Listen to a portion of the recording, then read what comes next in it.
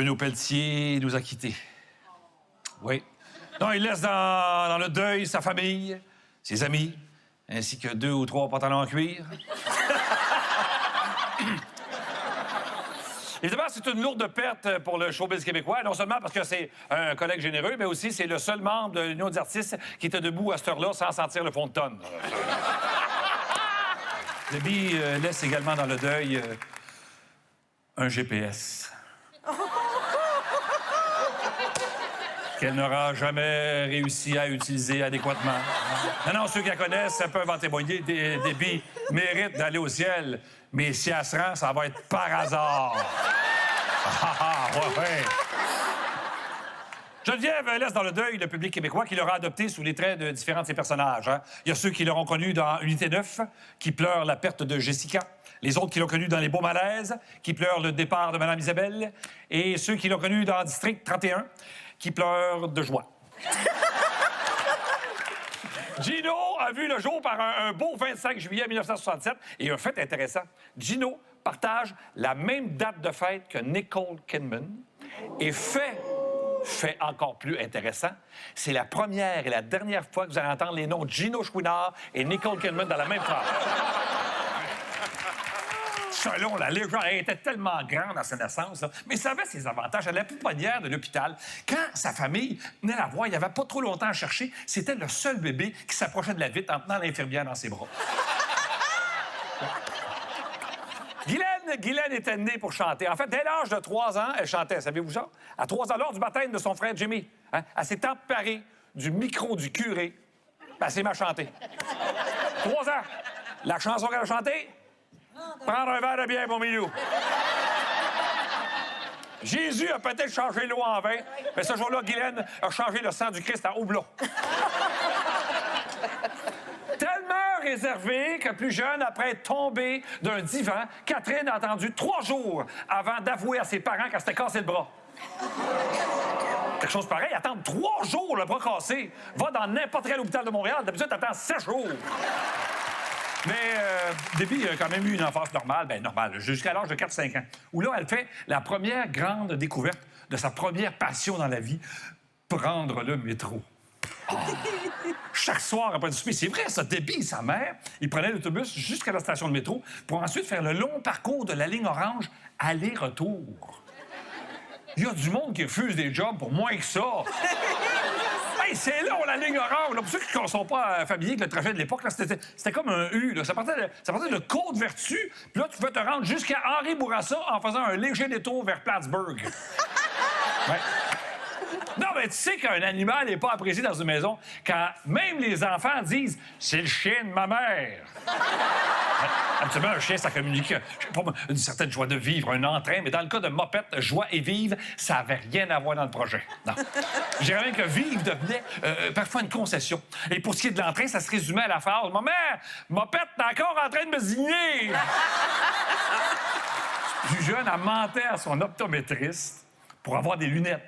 Parce que le fait de porter des lunettes, ça donnait l'impression d'être invincible. Elle n'allait pas bien. En fait, Debbie, c'est la seule personne au monde qui pensait que Clark Kent était plus fort que Superman. Ça, c'est juste le début, parce qu'à peu près au même moment, ses parents sont devenus propriétaires du Théâtre des Cascades, où elle a aussi travaillé. Fait qu'au début, elle donnait des coups de main avec les changements de costumes. Mais avec le temps, c'est elle qui s'occupait de la régie de plateau. La régie de plateau, à 10 ans. Non, mais pensez-y, là, pour un acteur, là, ça va être particulier. Tu demandes des dates de spectacle à ton Richard, puis elle te répond en ongle de Toto. Pour vous décrire un peu l'adolescente qu'était Annick à l'époque, c'était une éternelle fleur bleue qui tripait sur les photoromans puis le groupe Duran Duran. Tu sais, quand une phrase a mal vieilli avant même d'être écrite, là? Le parcours scolaire de Debbie est pas simple à suivre, aussi dur que son GPS, d'ailleurs. Elle s'est inscrite en arts et lettres, profil théâtre, au Collège Marie-Victorin. Ensuite, histoire de l'art à l'Université de Montréal, pour finalement aboutir à l'École de théâtre de Saint-Hyacinthe. Il me semble que c'est un long détour pour faire comprendre à ta famille que t'aimes pas ça, les mathématiques. Et pourtant, à l'âge de 14 ans, Geneviève a décidé d'elle-même d'aller étudier dans un pensionnat. Sa motivation, elle trouvait qu'elle manquait de structure et de discipline. C'est bien sûr, hey, à 14 ans, elle était sur le marché du travail depuis seulement 8 ans. Il y avait une lacune au niveau de la discipline. Alors, sans faire pour autant une croix définitive sur la chanson, Guylaine revient au Québec et elle entame des études en lettres et langues au cégep de Saint-Félicien dans le but de devenir enseignante. Ce qui étonne plusieurs de ses proches qui sont tous surpris d'apprendre qu'il y a un cégep à Saint-Félicien. L'appel du théâtre est venu beaucoup plus tard dans la vie de Catherine. Ce n'est qu'après avoir quitté l'Assomption et être entrée à l'université en études françaises que Catherine a enfin réalisé ce que tout son entourage savait déjà. Il n'y a pas de débouché en études françaises. À sa 4e audition, Luc s'est présenté avec un monologue des frères Brosse. Les frères Brosse, là, c'est les précurseurs de Paul et Paul, puis Paul et Paul, c'est les précurseurs de Déguédoc. Bon, il est arrivé avec des culottes bavaroises, une chemise à jabot, puis un siphon de toilette pogné sa tête, puis ils l'ont quand même refusé. Ben ça, moi, j'aurais accepté, je sais pas. Ne serait-ce que comme élément de décor. Geneviève est donc venue étudier à Montréal, au pensionnat du Saint-Nom-de-Marie. Tu sais, il y a des noms qui sonnent festifs, là. Là, on est ailleurs, hein? Un an plus tard, elle fait son entrée au Conservatoire de Montréal et là, c'est la révélation. Dès sa sortie du Conservatoire, le visage de Catherine se met à apparaître partout au Québec. On peut notamment la voir dans le film La loi du cochon, sous la direction du réalisateur Éric Canuel. Ou encore dans Hochelaga, sous la direction d'un très mauvais GPS. Le visage de Bianca se met à apparaître au cinéma, à travers la province. Nouvelle Transe, Le secret de ma mère. À la télévision, on peut la voir dans Le négociateur, La galère, Destinée, Lancer compte, Rupture.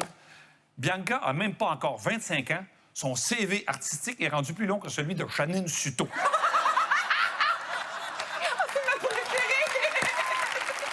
Les projets d'envergure se succèdent par la suite. On peut la voir notamment aux côtés de Jean-Nicolas Véraud dans le film Le Survenant ou encore aux côtés de Roy Dupuis dans Un homme et son péché. Et les critiques sont unanimes. Il y a des pires façons de gagner sa vie.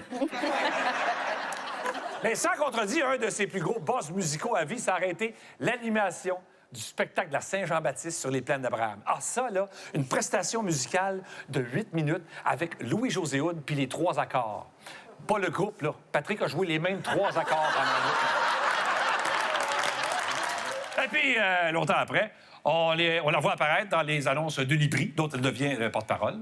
On l'avait déjà vu aussi dans des publicités de Saint-Hubert, la BAT50 et la pharmacie. Donc, la carrière publicitaire d'Annick suivait le même parcours qu'un étudiant le jour de son bal de finissant.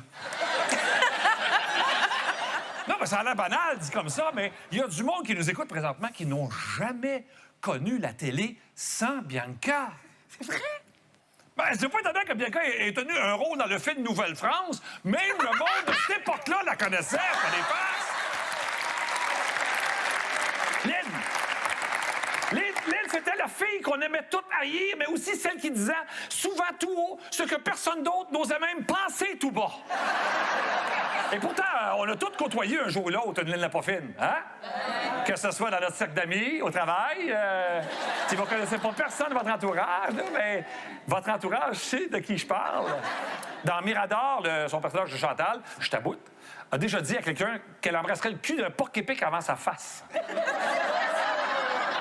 C'était pas un ennemi, c'était un collègue. En 3 saisons de Mirador, sa réplique la plus douce, ça a été « Là, faut qu'on se parle ».